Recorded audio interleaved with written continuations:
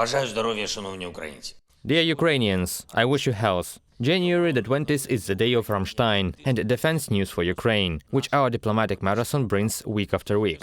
Not everything can be announced in public. What is being talked about in Ramstein, it is a closed-door discussion, and it should be. But in general, we can conclude that today's Ramstein will strengthen our resilience. The partners are firm in their attitude. They will support Ukraine as much as necessary for our victory.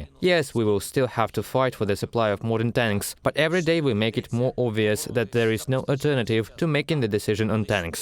I addressed the participants in the Ramstein meeting today, our defense contact group, and I thank all the partners who firmly supported the Ukrainian position in the discussions that took place. In general, several things were achieved during this week. It's what our diplomatic marathon, which has been going on since my visit to Washington, has brought. Daily calls and negotiations, public and not public. We have managed to significantly strengthen our artillery first. It's extremely strong, both guns and rounds. We have good results with armored vehicles. Several hundred combat vehicles have been added to our arsenal. Significant results concerning rockets for multiple launch rocket systems and our anti-aircraft guns. One of the biggest defense packages has been announced by the United States, and I thank President Biden, all the congressmen, all Americans who know that freedom cannot lose. Thanks to our European allies, all the countries that this week took another step in supporting our common defense: Denmark, Czech Republic, Estonia, Latvia, Lithuania, Poland, Slovakia,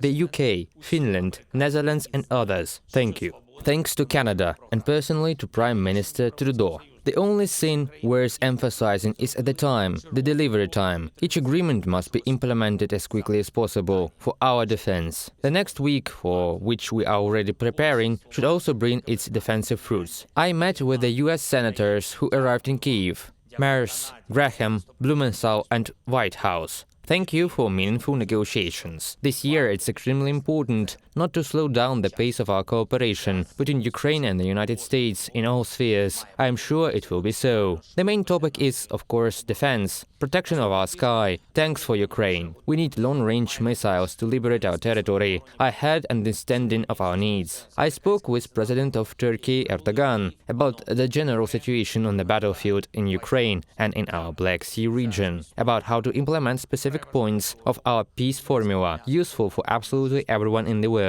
I thank Mr. President for supporting our security vision. The ceremony of receiving credentials from the new ambassadors of the partner states that arrived in Ukraine took place. These are Finland, Cyprus, Austria and Libya. I signed the decree to award our soldiers, 153 servicemen of the armed forces of Ukraine, fighters of the 30s, 53rd, 92nd, 93rd and 110th Mechanized Brigades, 56th Motorized Infantry Brigade, 60th Infantry Brigade and 102nd Group Defense Brigade. I thank everyone who fights for Ukraine. And one more thing. January the 20th is the day of remembrance of defenders of Donetsk airport. It was one of the hardest and important battles for Ukraine. It was the battle in which modern Ukrainians found our eternal strength. It's that strength that saved Ukraine. It's that strength that demonstrates our steel spirit in the extraordinary resilience and bravery of Ukrainians on the battlefield. I thank everyone who withstood then. I thank everyone who helped then. Great tribute to all those who gave their lives for Ukraine after February the 24th, after 2014, and always when our people defended themselves. Glory to Ukraine.